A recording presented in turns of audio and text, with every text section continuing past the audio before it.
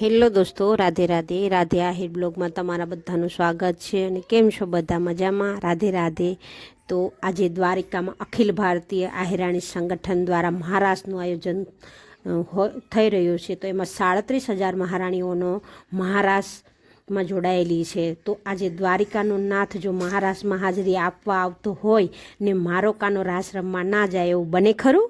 તો મારો કાનો પણ રાસ રમવા માટે તૈયાર થઈ ગયો છે. કેવો લાગ્યો વિડીયો તે કોમેન્ટમાં જરૂર કહેજો.